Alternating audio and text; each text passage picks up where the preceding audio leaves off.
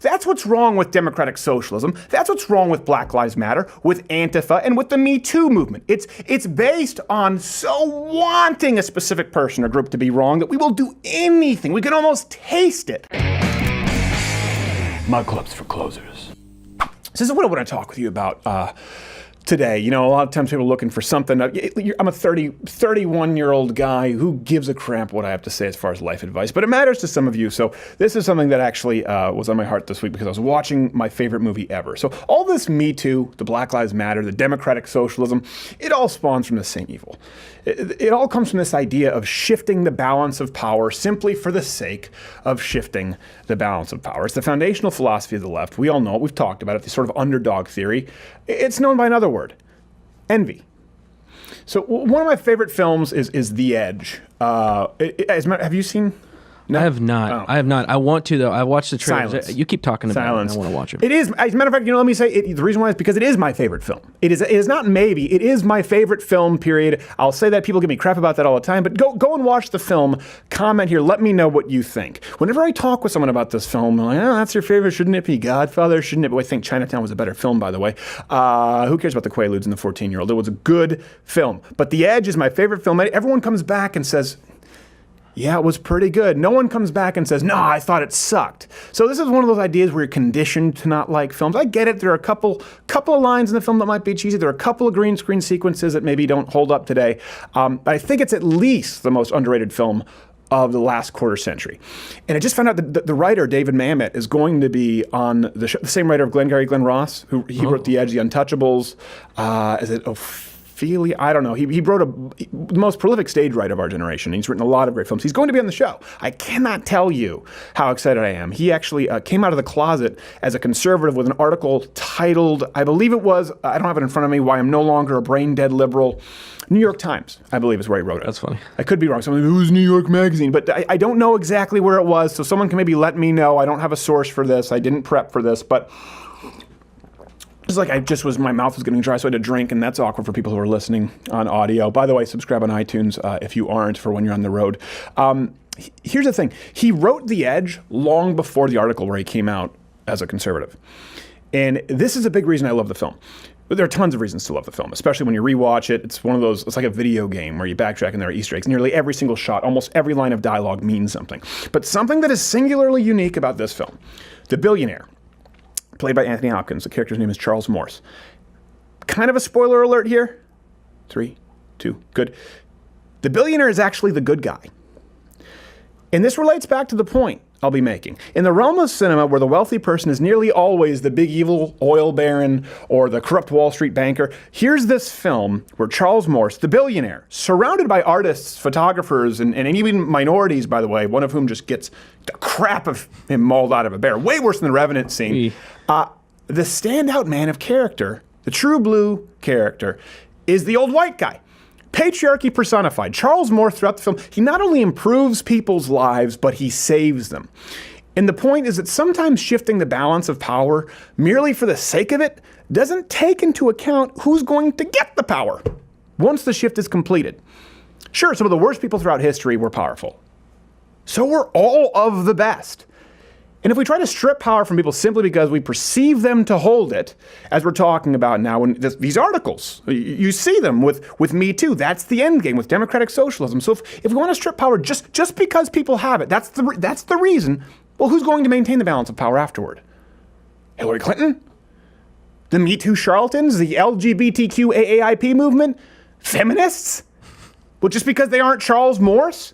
Something else on The Edge that really stands out to me is everyone in the film wants something from this billionaire. At every turn, he doesn't know who to trust. He doesn't know their motives. It's incredibly isolating. I really highly recommend this film. And there are a lot of undertones here that I could get into. Hopefully I will with David Mamet when he's on the show. But it's really easy to vilify people of power or perceived wealth. You know why it's easy? Because it's a lot harder to look ourselves in the mirror for the selfish pieces of garbage that we all are when we want something from those people. Well, I don't know, it could be cheaper deodorant while we all vilify Walmart. It could be cheaper gas while we vilify oil companies, or safer streets while we vilify cops. You know, I've known a few wealthy people in my life. I've been fortunate enough to know a few wealthy people. No, I am not amongst them. But I've seen and happy with them. happy. I've seen it happen with them. People like, I don't want to, you know what? Okay, Mark, Carrie, Kevin, all people I've seen with folks tugging at their sleeve, demanding something of them. And you know what happens when these people don't get what they want? Who's a rich jerk? And that's how the shift of power, just for the sake of it, begins. It sprouts from the seed of selfishness. I know people say, oh, where are you going with this? Because all of us do this. The difference is it's a foundational principle of the teaching of the modern left. To use an example, Kevin. This is a real person, an incredibly wealthy, I feel fortunate to say friend of mine. I'm always uncomfortable asking him for anything, even though he's offered a lot. You know this guy. To give you an idea, okay, let me give you some examples here. I'm trying to make sure that I don't reveal identity, but I don't really think they care. Let me give you 2 examples. There are 2 videos completed here at Louder with Crowder. This team never would have been able to do if not for this man, Kevin, lending us his personal plane. I know it sounds people, oh, white people problems. Listen, yeah, the guy has a plane. Good for him. But you know why he lent it to us? Just to be a blessing. Just to be a blessing, not only to us, but to you, the fans. One of them was a Crowder conference. One of them was the whole YAF conference, and because there was no way to get out there commercially, and there were over 800 fans in that not mess, a ballroom. I wouldn't have been able to see. He knew that we needed to get 6 crew members out to a location. We couldn't afford to do it in time otherwise. We wouldn't have been able to. It was an unbelievable blessing that here. And if you don't ask for it with a lot of these people, you'll be surprised as to how generous they are. It applies to every moment of your life, really. This is how we tie it back to you. Think of anyone you've ever really been mad with. Your dad, your teacher, maybe your boss, your mom.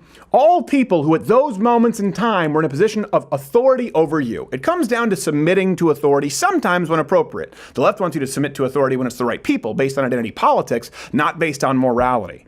Whereas, yep, as a Christian, I do believe there's a biblical basis for submitting to authority when appropriate.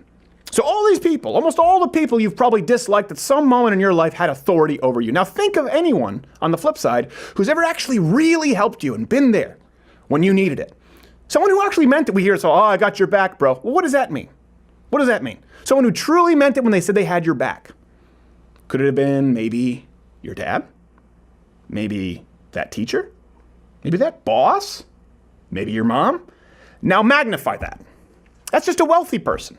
That's just a big name actor. That's just a person in some kind of position of authority who for some reason you or I or society doesn't like. And because of that, we automatically assume them to be in the wrong. Why? Because we so want them to be in the wrong. That's what's wrong with democratic socialism. That's what's wrong with Black Lives Matter, with Antifa, and with the Me Too movement. It's based on so wanting a specific person or group to be wrong that we will do anything. We can almost taste it. And that's the foundation of the left today. The point here is really, there's nothing easier than to vilify people in positions of power or authority or success that we haven't achieved. Because we haven't achieved it. It's easier to just hate the people who have. Some of them are bad people, of course. But it's even harder to look yourself in the mirror and be honest as to why you hate that person. Is it them? Is it the idea of them? Or is it you? So think of this in your life, if you're listening right now. Is there someone under whose authority, maybe you've been difficult. Maybe you've been giving them a hard time. Maybe you've been vilifying them. Maybe you're envious of them and you don't treat them so well. Really, right now, I'm going to give you a second. I want you to think of one person. This is an exercise. Pick one person in your life. Do you think that person deserves how you treat them? You think that person maybe has his or her own crap to deal with? You think maybe that person could use someone to really trust? Maybe it's a person with a plane. Point is, it doesn't matter. You've been thinking of you. And we all do this. Make it right. Go today, right now, make it right. Or at least make it right moving forward, starting today. Because the truth is, there are just as many powerless assholes as there are powerful heroes, and vice versa. It's human nature. I'm not trying to shift the balance of power just for the sake of it. I don't want to restructure society based on envy. All I want to see are more good guys and girls at the top. So you know what? The left wants you to be that guy. Don't be that guy. Hey, if you like this video, subscribe or click the notification bell right next to the subscription button, because subscribing doesn't mean anything anymore now, according to the YouTube gods. And if you like the late night show, you can watch it every single day, a full hour, at loudonwithcreditor.com/mugclub. Subscribe there. That way, we aren't beholden to the evil YouTube overlords, and we don't have to start playing video games with mouth sound effects or children react.